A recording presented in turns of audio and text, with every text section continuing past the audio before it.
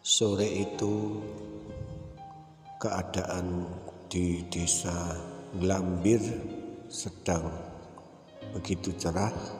Ada berbagai macam kegiatan masyarakat, khususnya untuk memperingati hari di mana penoubatan seorang raja yang muda dan bijaksana. Baginda Raja Wiratama namanya. Beliau adalah putra mahkota dari Raja Besar Prabu Rakabumi. Di dalam kepemimpinan Prabu Rakabumi, rakyatnya begitu makmur dan berkecukupan, hasil bumi yang melimpah dan berbagai tanaman yang sangat subur menghiasi bumi Tirtawening. Kerajaan Tirtawening 3 tahun sudah berlalu dari kepemimpinan Wiratama. Ada sesuatu yang kurang lengkap. Prabu Wiratama masih lajang dan dia butuh pendamping seorang permaisuri. Lalu dengan berbagai pertimbangan, akhirnya Raja Wiratama memutuskan untuk pergi mencari permaisuri yang tepat untuk dirinya, dengan menyamar sebagai rakyat biasa dan berkumpul di kalangan masyarakat dan rakyat biasa. Untuk itu Prabu Wiratama lalu memanggil Mahapatihnya. "Patih Wibisono, kemarilah." "Daulat, Baginda Raja." "Aku mau pergi mencari permaisuri dan menyamar sebagai rakyat biasa. Untuk sementara waktu, kepemimpinan aku serahkan kepadamu." "Daulat, Baginda Raja, hamba siap menerima perintah." "Mahapatih, jangan sampai penyamaranku diketahui oleh siapapun, mengerti?"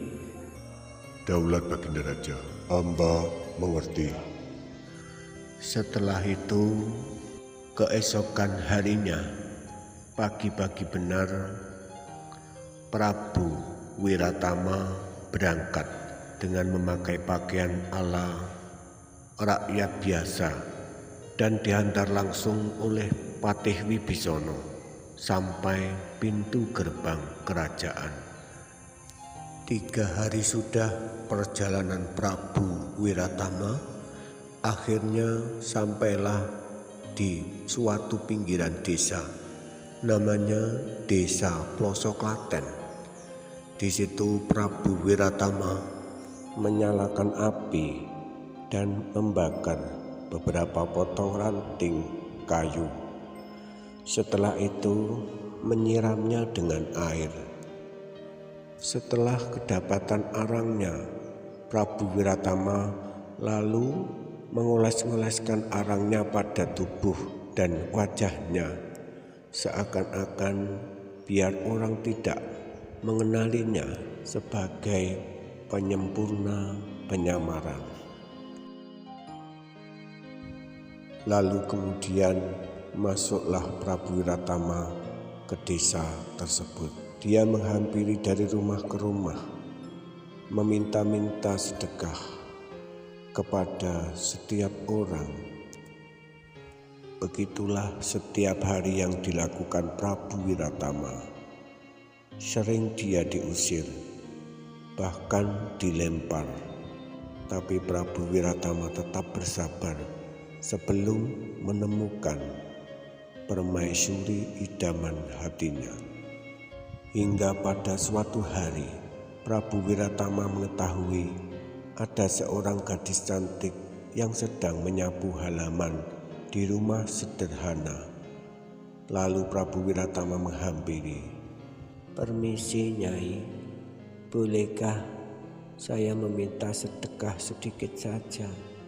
Saya sudah 2 hari tidak makan, Nyai." Lalu wanita cantik itu memandanginya sejenak. Setelah itu mempersilahkan duduk di teras rumah. Kemudian perempuan cantik itu lalu masuk ke dalam rumah. Selang beberapa saat, wanita cantik itu keluar dari dalam rumah dan membawa sebungkus nasi. Silahkan dimakan, Tuan. Maaf tidak ada lauknya. Terima kasih, Nyi. Saya lapar sekali. Setelah memakan nasi bungkus tersebut dan meminum air putih, lalu wanita cantik itu bertanya, Kisanak sebenarnya dari mana? Kenapa sampai begini kehidupan Kisanak? Saya datang dari jauh, Nyi. Tujuan saya pergi dari rumah untuk mencari pekerjaan yang lebih layak. Ternyata hidup di luar sangat sulit untuk mencari pekerjaan. Akhirnya, ya beginilah, Nyi. Kalau boleh tahu, siapa nama Kisanak? Nama saya Wiratama, Nyi. Lantas, Nyai sendiri siapa nama Nyai? Nama saya Putri Tanjung, Kisanak. Kalau boleh tahu, Nyai tinggal dengan siapa di rumah ini? Saya tinggal sendirian, Kisanak. Orang tua saya sudah meninggal sejak lama.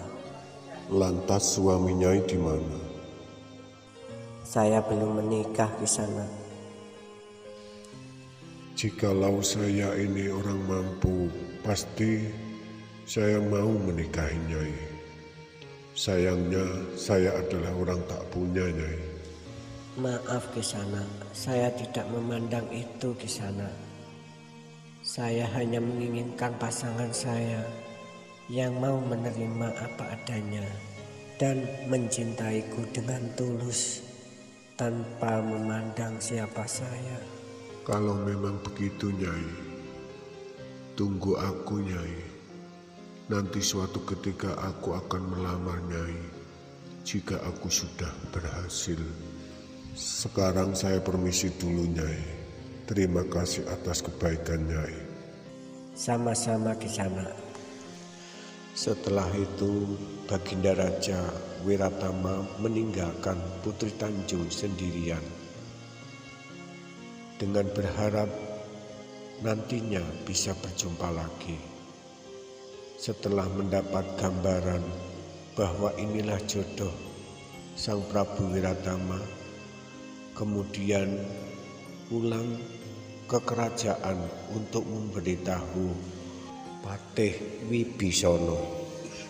Setelah sampai di kerajaan, Prabu Wiratama segera memberitahukan kepada Patih Wibisana bahwa dia telah menemukan jodohnya. Setiap malam, Prabu Wiratama selalu kepikiran kepada Putri Tanjung untuk ingin segera menikahinya. Hingga selang beberapa hari, Prabu Wiratama menyuruh Patih Wibisana untuk mempersiapkan lamaran kepada Putri Tanjung. Patih Wibisana, Daulat Baginda Raja. siapkan peralatan lamaran serta mas kawin yang cukup. Aku ingin segera melamar Putri Tanjung. Baik Baginda Raja, akan saya laksanakan perintah Baginda. Setelah itu, Patih Wibisana segera berangkat mencari peralatan atau persiapan lamaran. Keesokan harinya pagi-pagi benar, Prabu Wiratama bersama didampingi Patih Wibisana dan beberapa prajurit pengawal pergi ke desa Ploso Klaten untuk melamar Putri Tanjung. Singkat cerita, Prabu Wiratama dan rombongannya sampai di rumah Putri Tanjung dengan beberapa prajurit berkuda, dan Prabu Wiratama turun dari kereta kuda lalu menghampiri Putri Tanjung. Nyai Putri Tanjung, aku yang datang, Nyai. Putri Tanjung kebingungan. Dia tidak mengenali lagi wajah Prabu Wiratama. Maaf Tuan, siapakah Tuan sebenarnya? Aku Wiratama, Nyai. Jadi kamu pengemis yang datang tempo hari dulu? Benar, Nyai. Aku Wiratama. Aku datang untuk melamarmu, Nyai. Sudikah Nyai menjadi istriku? Putri Tanjung masih kebingungan. Dia masih tidak percaya penampilan yang berbeda dari Wiratama. Benarkah kamu Wiratama yang dulu? Benar, Nyai.